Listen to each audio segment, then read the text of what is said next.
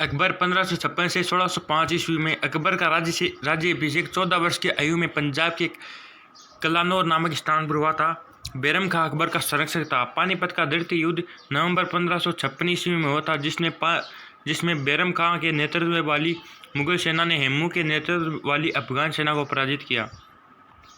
अकबर के कुछ महत्वपूर्ण कार्य 1562 ईस्वी में दास प्रथा का अंत, 1562 ईस्वी में अकबर को हरमदल से मुक्ति, 1562 ईस्वी में तीर्थ यात्रा का समाप्त, 1564 ईस्वी में जजिया कर समाप्त, 1571 ईस्वी में फतेहपुर सीकरी की स्थापना एवं राजधानी के आगरा से फतेहपुर सीकरी स्थानांतरण, 1575 इबादत खाने की स्थापना, 1578 इबादत खाने में सभी धर्मों के लोगों के प्रवेश की अनुमति, 1579 में मजहर की घोषणा, 1582 में दीवान इलाही की स्थापना, 1583 ईस्वी में इलाही संवत की शुरुआत।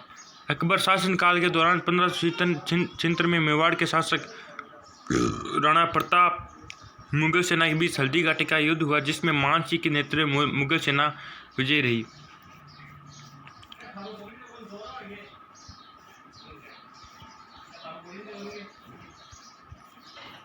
अकबर के दीवान राजा टोडरमल ने 1580 ईस्वी में 10 साल बंदोबस्त लागू किया। दीन ए इलाही स्वीकार करने वाला प्रथम एवं अंतिम हिंदू राजा बीरबल था। बीरबल का नाम महेश दास था। अबुल फजल ने आईने अकबरी तथा अकबरनामा नामक ग्रंथ की रचना की। अकबर के दरबार में नवरत्न थे, जिनमें तानसेन, बीरबल, टोडरमल आदि प्रमुख थे। मनसबदारी प्रथा एक विशिष्ट सैन्य एवं प्रशासनिक व्यवस्था थी, जिसे भारत में अकबर ने प्रारंभ किया था।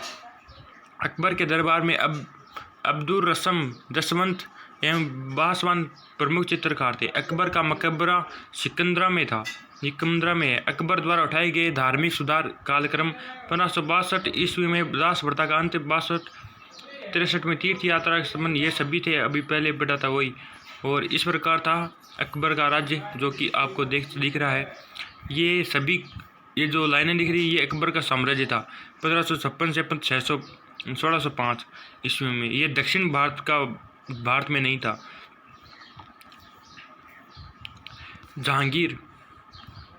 जहांगीर के बचपन का नाम सलीम था। यह अकबर ने सूफी संत शेख सलीम चिश्ती के नाम पर रखा था। जहांगीर को न्याय की जंजीर के लिए याद किया जाता है, जो उसने आगरा के किले में लगवाई थी। उसने अपने विद्रोही पुत्र खुसरो का साथ देने के आरोप में उसे सिखों के 5वें गुरु अर्जुन देव को फांसी दे दी थी। जहांगीर ने मेहरुनिसा को शादी के बाद नूरमहल एवं नूरजहां की उपाधि। नूरजहां ईरान निवासी गियास बेग की पुत्री एवं अली कुली बेग शेर अफगान की विधवा थी। जहांगीर के शासनकाल में ईस्ट इंडिया कंपनी ने भारत में अपनी पहली फैक्ट्री मसूलीपट्टम में स्थापित की। जहांगीर ने अपनी आत्मकथा तुजुके जहांगीरी की रचना फारसी भाषा में की। जहांगीर के समय मुगल चित्रकला चरमोत्कर्ष पर थी। जहांगीर के दरबार में आगा राजा अबुल हसन, उस्ताद मसूर, बिशनदास मनोहर आदि प्रमुख चित्रकार थे। जहांगीर की मृत्यु भीमवार नामक स्थान पर हुई। उसे शहदरा लाहौर में रावी नदी के किनारे दफनाया गया। शाहजहां 1627 से 1657 ईस्वी तक, ये भी बहुत किया रहा। शाहजहां ने शासनकाल को स्थापित कला का स्वर्ण युग कहा जाता है। उसने पुर्तगालियों के बढ़ते प्रभाव को समाप्त करने के उद्देश्य से 1632 ईस्वी में पुर्तगालियों से युद्ध किया एवं हुगली पर अधिकार कर लिया। उसने दिल्ली में एक महाविद्यालय का निर्माण एवं दारुल बक्का नामक महाविद्यालय की मरम्मत करवाई। उसने दिल्ली में शाहजहानाबाद नामक नया नगर बसाया तथा यहाँ नई राजधानी स्थापित की। मयूर सिंहासन का निर्माण शाहजहां ने ही करवाया। अपनी बेगम मुमताज महल की याद में शाहजहां ने आगरा में ताजमहल का निर्माण करवाया। शाहजहां द्वारा बनाई गई प्रमुख इमारत दिल्ली का लाल किला, दिल्ली का जामा मस्जिद, आगरा की मोती मस्जिद, उत्तराधिकार के युद्ध में औरंगजेब ने शाहजहां को बंदी बनाकर आगरा किले में डाल दिया, जहां 1666 ईस्वी में उसकी मृत्यु हो गई। औरंगजेब को शासक बनने के लिए अपने भाइयों से युद्ध करना पड़ा। दारा एवं औरंगजेब के बीच उत्तराधिकार का अंतिम युद्ध देवराय की घाटी में 1659 में हुआ। युद्ध में औरंगजेब विजयी रहा। उसके बाद उसने इस्लाम धर्म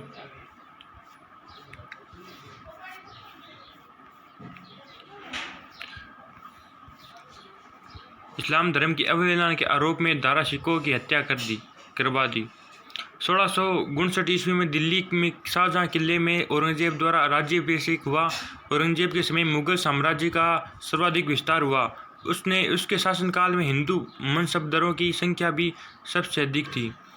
औरंगजेब से संबंधित कुछ प्रमुख घटनाएं। औरंगजेब ने 1663 में सती प्रथा पर प्रतिबंध लगाया। औरंगजेब ने 1669 में झरोखा दर्शन की प्रथा समाप्त की तथा अपने दरबार में संगीतकारों को बर्खास्त किया। ध्यान रहे कि औरंगजेब के काल में संगीत पर सर्वाधिक पुस्तकें लिखी गई। उसने 1670 ईस्वी में बादशाह को सोने चांदी के में तोलने की प्रथा समाप्त की। उसने 1675 ईस्वी में गुरु तेग बहादुर को फांसी की सजा दी। उसके शासनकाल में हिंदू अधिकारियों की संख्या संपूर्ण मुगल इतिहास में सर्वाधिक 1/3 रही। औरंगजेब ने 1679 में जजिया कर पुनः लागू किया। ध्यान रहे कि उसने अपने अभियान के दौरान 1705 ईस्वी में इस कर को लंबित रखा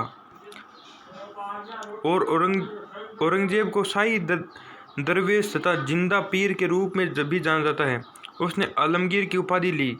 उसने अपने सिक्कों पर कलमा कुरान को दबाना बंद कर दिया। इसके पीछे उद्देश्य यह था कि सिक्के के गिरने पर पैरों तले कुचले जाने से कुरान की अवमानना न हो। उसने नौरोज, फारसी व नव वर्ष का मानना बंद कर दिया। इस्लाम धर्म नहीं स्वीकार करने के कारण सिखों के 9वें गुरु तेग बहादुर की हत्या औरंगजेब में करवा दी। उसके जिंदा पीर भी कहा जाता है। उसने 1679 में हिंदुओं पर जजिया कर लगाया। उसने झरोखा दर्शन तथा तुलादान प्रथा पर प्रतिबंध लगाया। औरंगजेब ने अपना पहला अधिकतर समय दक्षिण भारत को जीतने में लगा दिया, जो उसके लिए नासूर साबित हुआ। औरंगजेब को मृत्यु के बाद दौलताबाद के निकट दफना दिया गया। उसका मकबरा औरंगाबाद में स्थित है। दिल्ली के लाल किला में मोती मस्जिद का निर्माण औरंगजेब ने ही करवाया था। सिख परंपरा के गुरुओं एवं उनकी विशेषताएं। सिख गुरु नानक 1469 से 1538 सिख संप्रदाय के संस्थापक। हिंदू मुस्लिम एकता पर बल, कर्मकांडों विरोध। गुरु अंगद 1538 से 1522 ईस्वी लेहना। गुरु नानक के विचारों का सरल भाषा में प्रचार। गुरु नानक के शिष्य थे। गुरु अमरदास 1552 से 1574 ईस्वी सिख संप्रदाय को संगठित किया तो अपने शिष्यों को पारिवारिक संत होने का उपदेश दिया। वे गुरु अंगद के शिष्य थे। सती प्रथा का विरोध किया। गुरु रामदास 1574 ईस्वी में 1581 अकबर इसमें बहुत प्रभावित था। अब गुरु का पद पैतृक बन गया। गुरु अर्जुन दास सभी गुरुओं के उपदेश का संकलन आदि ग्रंथ में किया गया। स्वर्ण मंदिर बनवाया। जहांगीर ने राजद्रोह के जुर्म में उन्हें फांसी पर लटकाया। गुरु हरगोविंद 1606 से 1664 ईस्वी में उन्होंने सिखों को सैनिक संप्रदाय बना दिया। शाहजहां के विरुद्ध विद्रोह किया। गुरु हरराय 1645 में 1661 द्वारा उनका सम्मान करता था। गुरु हरकिशन 1661 से 1664 उत्तराधिकार के लिए रामराय से विवाद। गुरु तेग बहादुर 1664 से 1675 औरंगजेब की नीतियों का विरोध किया। उसने फलस्वरूप उसका वध कर दिया गया।